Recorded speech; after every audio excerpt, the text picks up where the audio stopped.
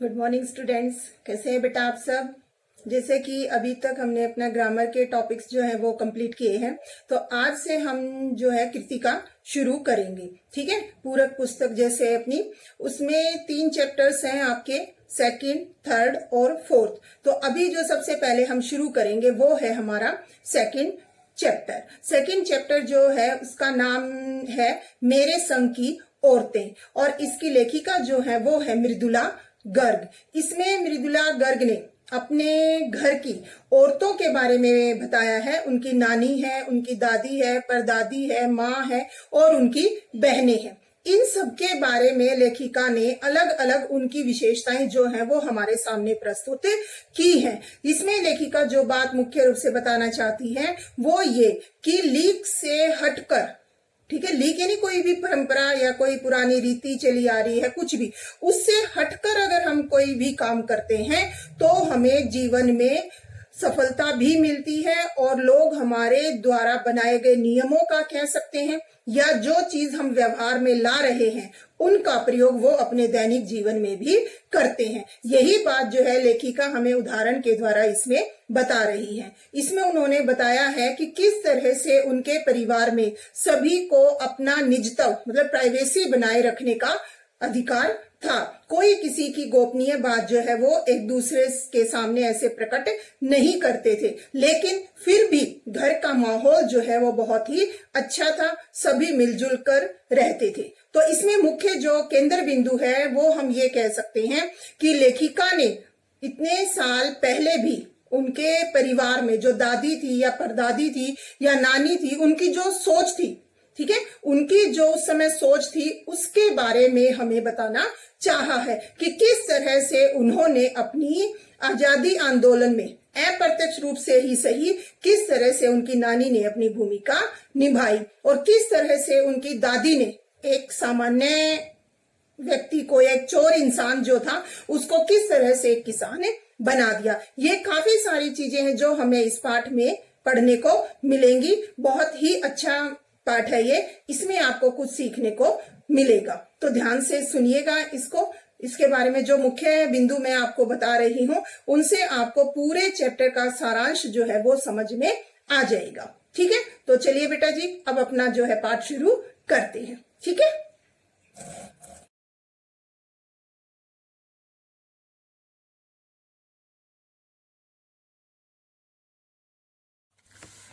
पाठ 2 मेरे संग की औरतें, लेखिका मृदुला गर्ग।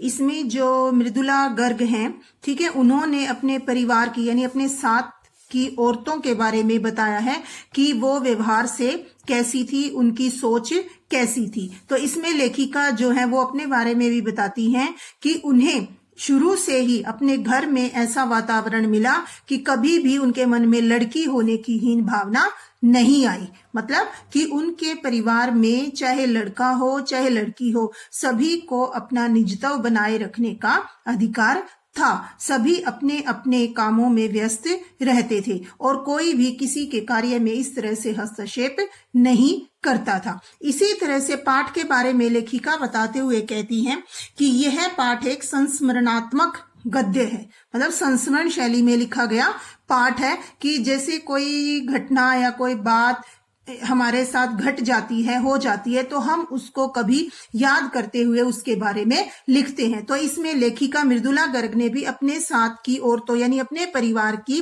स्त्रियों के बारे में याद करते हुए उनके बारे में हमें बताया है, जो कि हमें इस पाठ से पता चलता है। तो इसमें लेखिका ने बताया है कि किस तरह से परंपरागत तरीके से जीते हुए भी लीक से हटकर कैसे जिया जा सकता है वो हमें इस पाठ से पता चलता है। कि मतलब कि इनके घर की जो औरतें थी वो परंपराओं का निर्वाह करते हुए भी अपने तरीके से, अपने हिसाब से एक अलग जिंदगी जीती हैं और उसी का परिणाम जो है वो हमें लेखिका के रूप में हमारे सामने आता है। लेखिका ने भी बहुत सारे प्रयास किए, कार्य किए, जो कि हमें जब हम लेखिका के व्यक्तित्व के बारे में पढ़ेंगे आखिर में तो हमें पता चलेगा।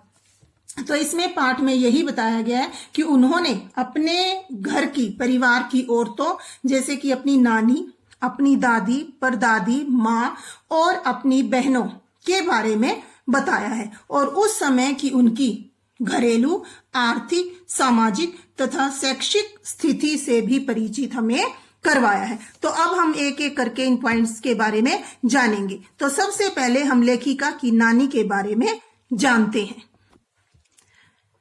लेखिका अपनी नानी के बारे में बताते हुए कहती हैं कि वह अपनी नानी को नहीं देख सकी थी।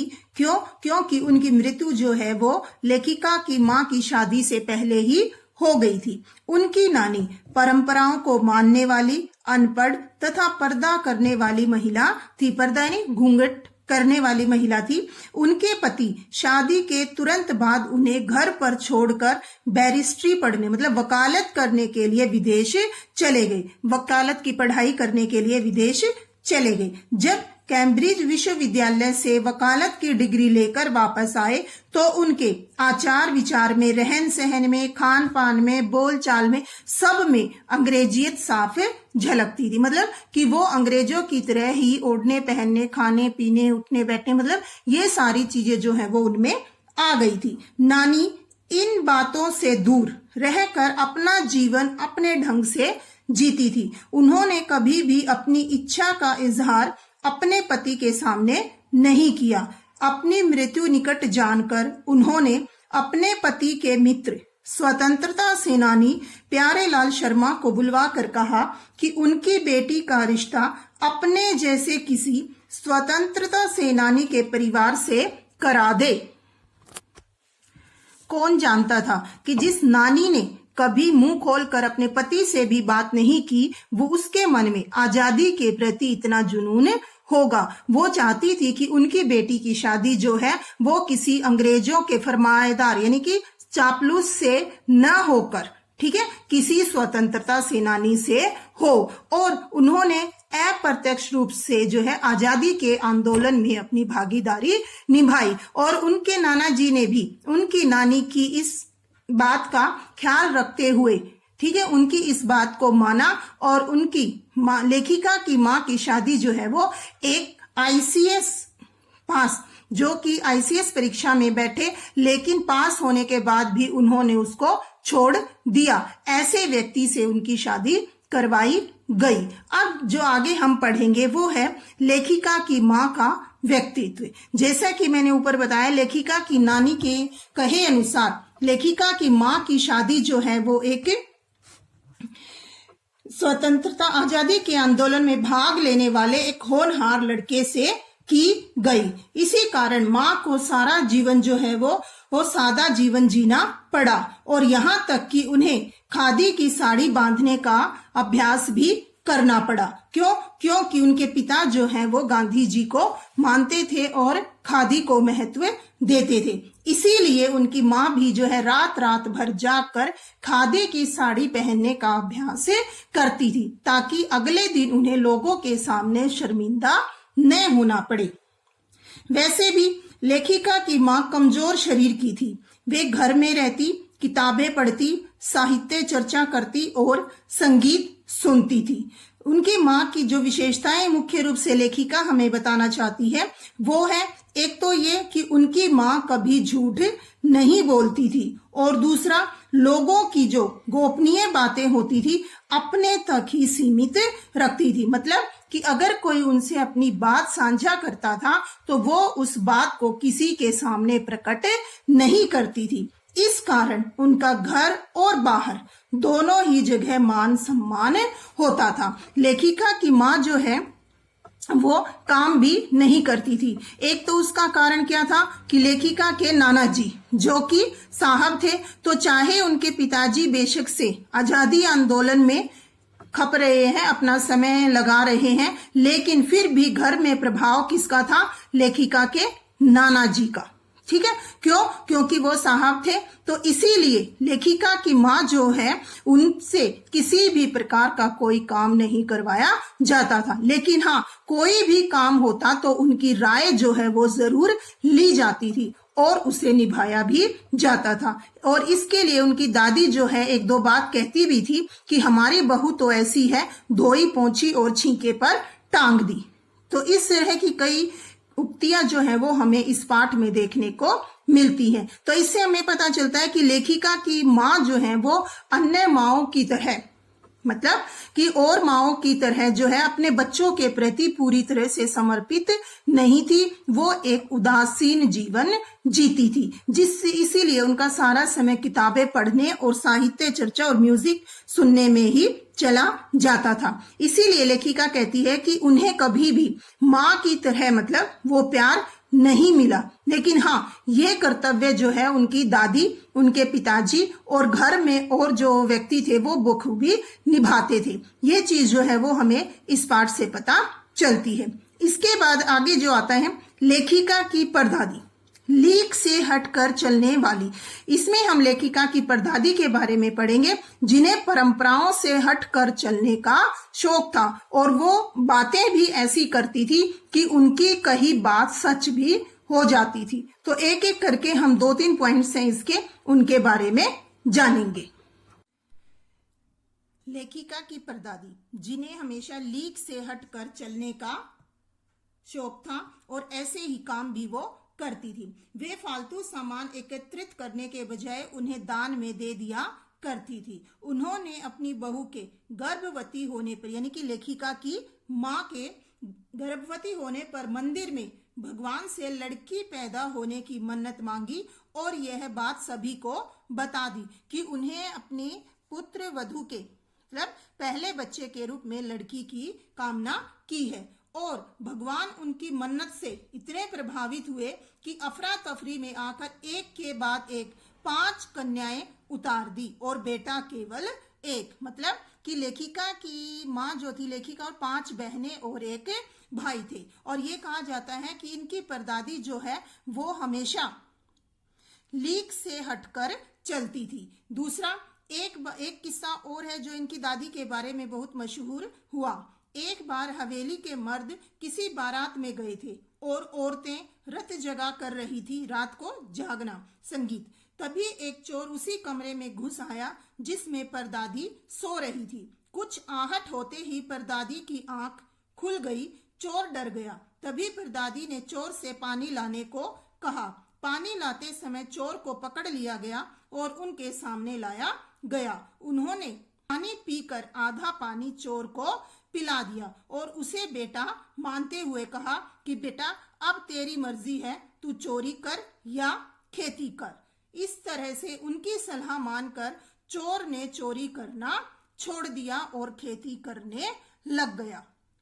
इसमें लेखिक बताती हैं कि दादी जो है मतलब कि हम किसी को प्यार से, विश्वास से, उसके साथ अच्छा व्यवहार कर कर हम किसी को भी सही रास्ते पर ला सकते हैं। अगर उस समय दादी चाहती, परदादी चाहती तो उसे जो है कानून के हवाले भी कर सकते थे कि चोर घर में घुस आया है। लेकिन वहां उन्होंने इंसानियत का परिचय देते हुए उस एक चोर इंसान को एक किसान बना दिया। इसमें लेखिका कहती हैं कि वो उससे कई बार बाद में मिली भी हैं। एक बूढ़ा सा और एक सामान्य सा व्यक्ति जो है वो उसे दिखाई देता है। तो इस तरह हम कह सकते हैं कि किसी को भी प्यार से, अपनेपन से, स्नेह से हम सही रास्ते पर भी ला सकते हैं। इसके बाद जो अगला हमारा पॉइंट आता है वो है लेखिका की दादी व परिवार के अन्य सदस्यों का व्यवहार।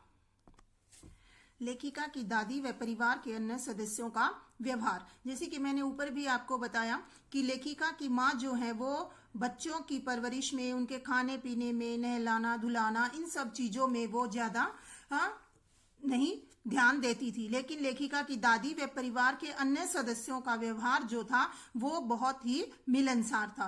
बच्चों के प्रति कहें तो उनके दादा दादी से लेकर उनके पिताजी और जो उनकी ताई वगैरह थी वो सब भी उनका बहुत ध्यान रखती थी। मतलब जो घर का वातावरण था वो काफी अच्छा था, सब मिलजुल कर रहते थे। इसके लिए लेखिका ने हमें एक बात इसमें बताई है कि बचपन में भी हमारे घर में किसी की चिट्ठी आने पर कोई उससे यह नहीं पूछता था कि उसमें क्या लिखा है, भले ही वह एक बहन की दूसरी के नाम क्यों न हो, और माँ यह जानने को बेहाल हो कि बीमारी से वह उभरी या नहीं। छोटे से घर में 6 बच्चों के साथ सास, ससुर आदि के रहते हुए भी हर व्यक्ति को अपना निजता बनाए रखने की छूट थी। इसी निजता बनाए रखने की छूट का फायदा उठाकर लेखिका और इनकी दो बहनें और छोटा भाई लेखन के हवाले हो गए, मतलब कि लिखने लगे। तो इसमें इस तरह से मतलब बताया गया है कि किस तरह से उनका परिवार जो है वो सभी मिलजुल कर रहते थे। तो इसमें लेखिका के पिता के बारे में भी हमें एक दो बातें पता चलती हैं कि वो बहुत ही अच्छे इंसान थे, आजादी प्रेमी थे, स्वतंत्रता आंदोलन में उस समय लगे हुए थे और अपने बच्चों की परवरिश का वो पूरा ध्यान रखते थे। ये बात जो है वो हमें इसमें पता चलती है। इसके बाद जो मुख्य चीज हम अब आगे देखेंगे वो है लेखिका की बहनें, मतलब उन्होंने अपनी नानी, परदादी और माँ के बाद जिनका अच्छे से वर्णन किया है वो है उनकी बहनें। उनमें सबसे बड़ी है मंजुल भगत। ठीक है, तो मतलब मंजुल इनका नाम है, भगत इनका शादी के बाद पति का नाम है। तो इन्होंने भी शादी के बाद जो है लिखना शुरू किया, तो ये मंजुल भगत के नाम से लिखने लगी। और इनके बाद जो नाम आता है वो है मृदुला गर्ग, यानी कि लेखिका। इन्होंने भी शादी के बाद लिखना शुरू किया। तीसरे रेणु, चित्रा और अचला, ये तीनों इनकी बहनें हैं। तो इनमें से अब हम एक एक करके रेणु, चित्रा और अचला के बारे में जानेंगे। मंजुल भगत, मृदुला के बाद जो तीसरे नंबर वाली उनकी बहन है वो है चित्रा। तो अब सबसे पहले हम चित्रा के बारे में जानते हैं। उनके बारे में लेखिका कहती हैं, वह कॉलेज पढ़ने तो जाती थी पर खुद पढ़ने से ज्यादा दिलचस्पी औरों को पढ़ाने में रखती थी, इसलिए इम्तिहान में उसके अंक कम और उसके शार्गिदों के ज्यादा आते थे। शार्गिद यानी जिन्हें वो पढ़ाती थी। पर अपने यहाँ सब चलता था। उसकी शादी का वक्त आया तो उसने एक नजर में लड़का पसंद करके ऐलान कर दिया कि शादी करेगी तो उसी से। मुश्किल यह थी कि हमारे माँ बाप ही नहीं, खुद लड़का भी उसके निर्णय से वाकिफ नहीं था। मतलब लड़के को भी खुद ये नहीं पता था कि चित्रा जो है वो उससे शादी करना चाहती है। उसका चित्रा का कहना था वह जो सोच लेती है करके रहती है। तो उसकी शादी उसी लड़के से हुई, कोई मुश्किल नहीं आती क्यों? उसने पहली ही मुलाकात में उसे बता दिया था कि मैं जो सोच लेती हूँ होकर रहता है। तो उसने लड़के ने बात आगे खींचने की कोशिश ही नहीं की, पहली मुलाकात में ही हथियार डाल दिए। इस तरह से चित्रा की शादी जो है वो उससे हो गई। इसके बाद जो अगले आता है वो है रेणु। इसमें मुख्य रूप से लेखिका ने रेणु के बारे में कई सारी बातें बताई हैं जो मैं एक एक करके आपको बताऊंगी। तो सबसे पहले रेणु के बारे में उनकी कहते हैं कि रेणु जो है कहती है, चौथे नंबर वाली रेणु का हाल यह था कि गर्मी की दोपहर में स्कूल से जब वो वापस आती थी तो गाड़ी में बैठने से मना कर देती थी। अचला को और रेणु को लेने के लिए गाड़ी जाती थी तो वो गाड़ी में न बैठकर पैदल आती थी और इससे जो है उनके पिताजी काफी गुस्सा होते थे, क्योंकि इतनी गर्मी में अचला जो है वो तो गाड़ी में बैठी हुई आ रही है और रेणु पीछे पीछे पसीने में तरबतर और धीरे धीरे पैदल चलते हुए आ रही है। दूसरी बात उसके बारे में लेखिका कहती है कि बचपन में एक बार किसी ने उसे चुनौती दी थी कि तुम जनरल थिमैया का चित्र मंगवा कर दिखाओ, और उसने जनरल थिमैया को पत्र लिखकर उनका चित्र मंगवाया। और यही नहीं, एक मोटरसाइकिल जवान जो है वो आकर उनके हाथ में वो चित्र थमा गया। इससे पड़ोस में उसका रुतबा जो है वो काफी बढ़ गया था। तो गाड़ी में बैठने के साथ साथ रेणु को इम्तिहान यानी कि परीक्षा देने से भी परहेज था। स्कूल तो जैसे तैसे उसने पास कर लिया, पर जब बीए का इम्तिहान देने की बारी आई तो वह अड़ गई। पहले मुझे समझाओ कि बीए करना क्यों जरूरी है, तब मैं इम्तिहान दूंगी। अगर मुझे लगा कि इस चीज का कोई फायदा है तो ठीक है, नहीं तो नहीं। इसके लिए उनकी माँ ने कहा कि आप अपने पिताजी से पूछो। पिताजी ने कहा अगर तुम बीए कर लोगी तुम्हारी नौकरी लग जाएगी, शादी कर पाओगी, लोग तुम्हें इज्जत से देखेंगे। इस तरह काफी तर्क जो है वो घर वालों के द्वारा दिए गए, लेकिन इनमें से कोई भी तर्क न रेणु को सही लगा न उनके पिताजी को। आखिर में उनके पिताजी ने कहा, जो युगों से माँ बाप कहते आ रहे हैं, मैं कह रहा हूँ, इसलिए बीए करो। इस तरह रेनू ने बीए तो कर ली, लेकिन सिर्फ पिता की खुशी के लिए, यानी कि पास होने लायक नंबर लाकर। और उनके बारे में एक बात और लेखिका कहती हैं कि सच बोलने में वह माँ से भी 2 कदम आगे है। और कई बार लोग उसके सच को सुनकर यही सोचते थे कि शायद वह मजाक कर रही है, इसलिए बिना मेहनत वह लोगों को हंसाए रख लेती है। आज भी उसे कोई इत्र यानी कि परफ्यूम देता है तो वह कहती है कि नहीं चाहिए, मैं तो रोज नहाती हूँ। और इसमें अब सबसे जो आखिरी बात लेखिका बताना चाहती है हमें, वो है रेनू की स्कूल का एक दृश्य। इसमें लेखिका कहती है कि एक दिन दिल्ली में बहुत जबरदस्त बारिश हुई और चारों तरफ पानी ही पानी हो गया। लेखिका कहती है कि दिल्ली में जरा सी बारिश हो जाए तो नाले पर नाले जो है उनमें ऐसा लगता है जैसे कि बाढ़ आ गई हो। तो लगातार बारिश हुई और उस बारिश की वजह से अगले दिन स्कूल कॉलेज जो थे सब कुछ बंद थे। लेकिन रेनू कहती है कि उसे स्कूल जाना है। इस पर उनके घर वाले उसे समझाते हैं कि स्कूल भी तो बंद होगा और ना ही तुम्हारी स्कूल बस जो है वो तुम्हें लेने के लिए आई है। लेकिन रेनू नहीं मानती है। वो 2 किलोमीटर पैदल स्कूल जाती है और वहां पर देखती है कि स्कूल बंद है। चौकीदार भी उसको देखकर हैरान होता है, लेकिन फिर वो वापस घर आ जाती है। घर आते ही सब उसे समझाते हैं और कहते हैं कि हमने कहा था ना कि स्कूल बंद है। तो उसने कहा कि इसमें आपके कहने का क्या है, मैं स्कूल गई, बंद मिला तो मैं वापस आ गई, इसमें आपकी बात कहां से आ गई। तो इसमें लेखिका कहती है कि कभी कभी अकेलेपन का मजा ही कुछ और होता है। मतलब कि उस समय पानी से भरी सड़कों पर अकेले छप छप करते हुए उस पानी में रेनू का स्कूल जाना और फिर वापस घर आना, तो इस चीज के बारे में लेखिका हमें कहती है कि जब हम अपने मन में कोई चीज ठान लेते हैं कि हमें ये काम करना है और इस तरह से करना है, तो कोई भी हमें अपनी मंजिल पर पहुंचने से नहीं रोक सकता। ये चीज जो है वो लेखिका हमें मुख्य रूप से इसमें बताती है। और इसके बाद जो है 5वें नंबर पर उनकी बहन आती है अचला। इसमें वो कहते हैं कि हम सबसे छोटी बहन अचला काफी दिनों तक कुछ कम खिसकी मालूम पड़ती रही। पिता का कहा मानकर उसने अर्थशास्त्र किया, फिर पत्रकारिता में दाखिला लिया, ढंग से पढ़ाई भी की और अच्छे नंबरों से पास भी हुई। फिर पिता की पसंद से शादी भी कर ली, पर उसके आगे लीक पर नहीं चल पाई। घर बार में मन ज्यादा नहीं लगा और मंजुल और मेरी तरह उम्र के 30 बरस पार करते ही लिखने का रोग लगा लिया। मतलब मंजुला, मृदुला और अचला ये तीनों जो हैं वो लिखती थी।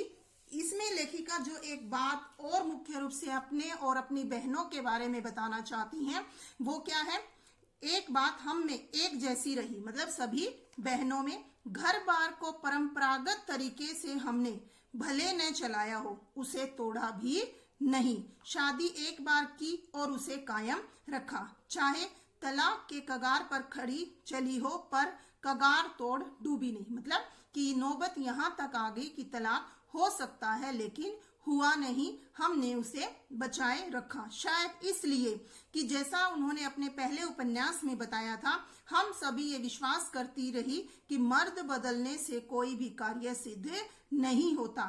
घर के भीतर रहते हुए भी अपनी मर्जी से जी लो तो काफी है। मतलब कि आप अपने घर में रहते हुए भी अगर अपनी मर्जी से अपनी जिंदगी जी सकते हैं तो ये भी आपके लिए एक बहुत बड़ी बात है। और ये चीज जो है वो हमें इससे पता चलती है। तो इस तरह से हमने मंजुल भगत के बारे में जाना, रेनू के बारे में जाना, चित्रा के बारे में जाना, अचला के बारे में जाना। अब जो अंत में आता है लेखिका। लेखिका का व्यक्तित्व आकर्षक व प्रभावशाली। अब इसमें 2-3 बातें हमें लेखिका के बारे में ऐसी पता चलेंगी जो हमें ये एहसास कराएंगी कि किस तरह से लेखिका लीक से हटकर चलने की परंपरा को, अपने इस घर की परंपरा को आगे बढ़ाती है। मतलब हमने देखा कि ज्यादातर इनके घर की औरतें जो हैं वो परंपरा का निर्वाह तो करती हैं लेकिन साथ ही साथ अपनी मर्जी से अपने जीवन को जीती भी हैं।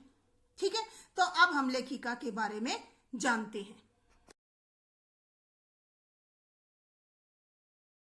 तो सबसे पहले लेखिका के एक बचपन की घटना के बारे में हम जानते हैं, जिसे कि 15 अगस्त 1947 को देश में आजादी का जश्न मनाया जा रहा था। उस समय लेखिका जो है वो 9 साल की थी और उन्हें टाइफाइड बुखार हो गया। तो टाइफाइड उस समय जो है जानलेवा रोग माना जाता था और डॉक्टर की सलाह के कारण वह बाहर नहीं जा सकती थी। तो पूरा परिवार जो है वो इंडिया गेट गया हुआ था आजादी का जश्न मनाने के लिए, लेकिन लेखिका और उसके पिताजी घर पर ही थे। लेकिन लेखिका का रो रो के बुरा हाल हो रहा था। उस समय उनके पिताजी ने उन्हें ब्रदर्स कारामजोव नामक उपन्यास पकड़ा दिया और उसे पढ़ने के लिए कहा। लेखिका कहती है कि उस समय मुझे यह उपन्यास देने का पिताजी का क्या तुक था, मुझे ये समझ नहीं आया। लेकिन एक बार जो मैं उसे पढ़ने के लिए बैठी तो बस फिर मैं रोना धोना सब कुछ भूल गई। लेखिका कहती है कि उसमें मुझे नहीं पता कितना मुझे समझ आया और कितना नहीं,